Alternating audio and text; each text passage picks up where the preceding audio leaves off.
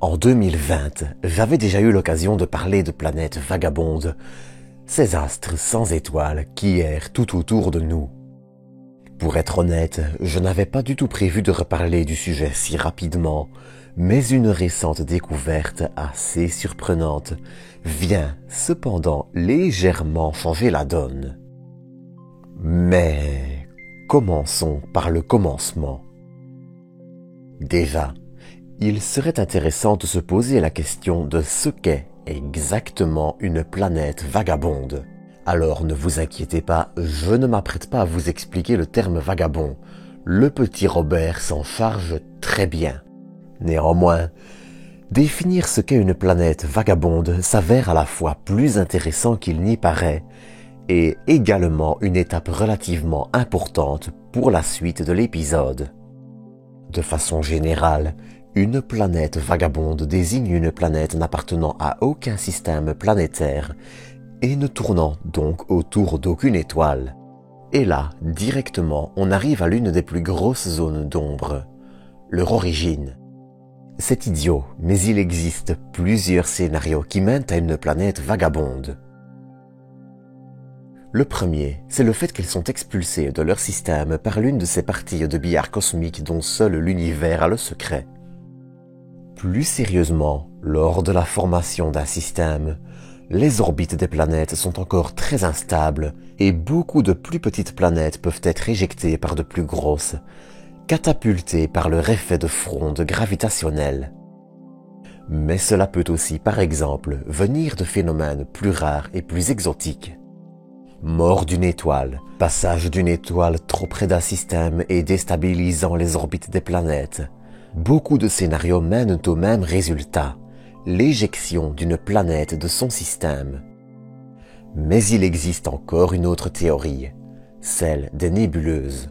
Comme vous le savez probablement déjà, les pouponnières d'étoiles sont de gigantesques amas de gaz qui, en s'effondrant sur eux-mêmes, permettent la création d'étoiles et donc des systèmes planétaires.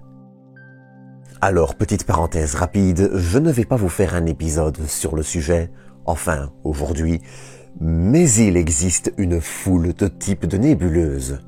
Les nébuleuses planétaires et les rémanents de supernovas, par exemple, sont surtout de la matière éjectée par une étoile, et donc des milliers de fois plus petite et moins dense qu'une nébuleuse classique, qui est-elle une condensation de gaz s'étendant souvent sur des centaines d'années-lumière.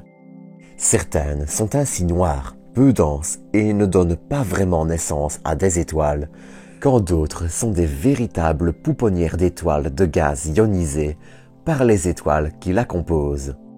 Et c'est ce dernier type de nébuleuse, plus dense, qui nous intéresse.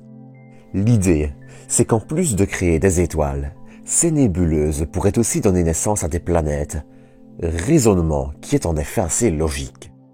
Pour rappel, il n'y a pas de limite claire qui sépare une planète d'une étoile. Bon, cette phrase a de quoi provoquer une crise cardiaque à une banane, donc laissez-moi approfondir. J'en ai déjà parlé dans d'autres épisodes, mais il va falloir parler de naine brune. Une naine brune est, pour faire simple, une étoile avortée. Sa masse est en effet trop faible pour déclencher un mécanisme de fusion nucléaire. Elles font, en général, de 13 à 80 fois la masse de Jupiter, mais sont, néanmoins, capables de fusionner certains matériaux, comme du deutérium et, pour celles de plus de 65 masses joviennes, du lithium. En résumé, très simple, et c'est important pour la suite, il faut bien noter qu'il n'y a pas une limite absolue entre planète et étoile. Il y a bien une masse à partir de laquelle l'étoile s'allume, mais entre la Terre et une étoile, il existe littéralement toutes les nuances possibles dans l'univers. Si l'on peut malgré tout différencier une naine brune d'une planète vagabonde, grâce à un très faible rayonnement dans l'infrarouge notamment, et encore, on en reparlera, ça met en revanche en évidence le fait que, dans une nébuleuse, il doit pouvoir se former beaucoup de nuances d'objets. Ainsi, il existe donc deux méthodes principales pour obtenir une planète vagabonde. Les nébuleuses et leur formation dans un système classique. Pour terminer, on suppose même que, à travers l'activité de leur noyau et avec une atmosphère suffisamment épaisse, des planètes de la taille de la Terre pourraient garder de l'eau liquide à leur surface longtemps après leur formation. Enfin, l'une de ces planètes, SIMPJ013 65 66 3 plus 09 33 47 3, semble même présenter un champ magnétique et un phénomène d'aurore, malheureusement encore mal compris, et semble situé entre la planète et la naine brune. Mais bref, jusqu'à il y a peu, la plupart des détections de planètes vagabondes candidates ont été réalisées grâce à la méthode des microlentilles gravitationnelles.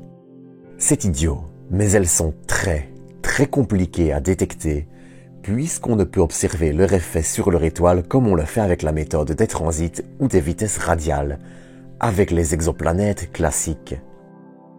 La méthode des microlentilles gravitationnelles consiste, pour faire simple, à observer le passage de l'un de ces objets devant une étoile, située en fond et pouvant se trouver à des dizaines d'années-lumière de la planète d'ailleurs.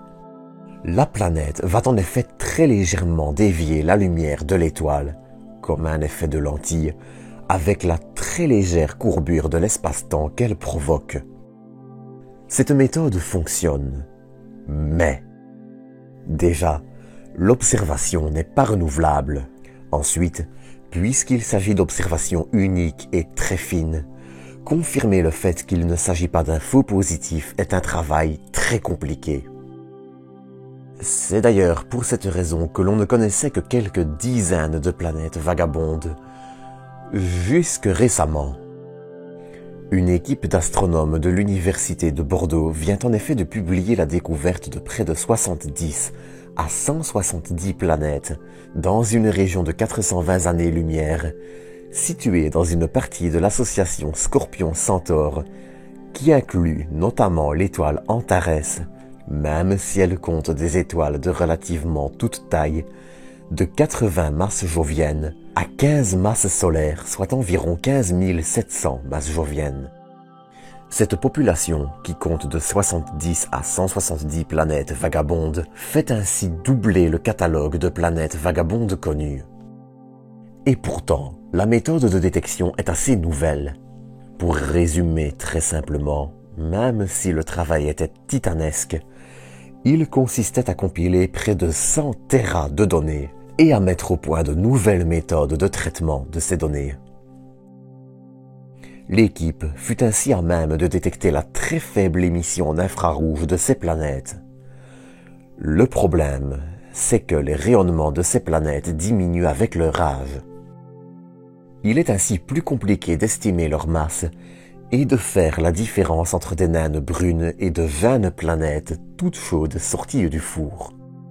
Ainsi, l'estimation reste encore assez floue. Elle devrait déjà, cependant, permettre de mieux estimer la présence de ce genre de planètes et d'ainsi encore un peu mieux comprendre les mécanismes qui mènent à leur existence, ainsi que leur répartition dans la galaxie.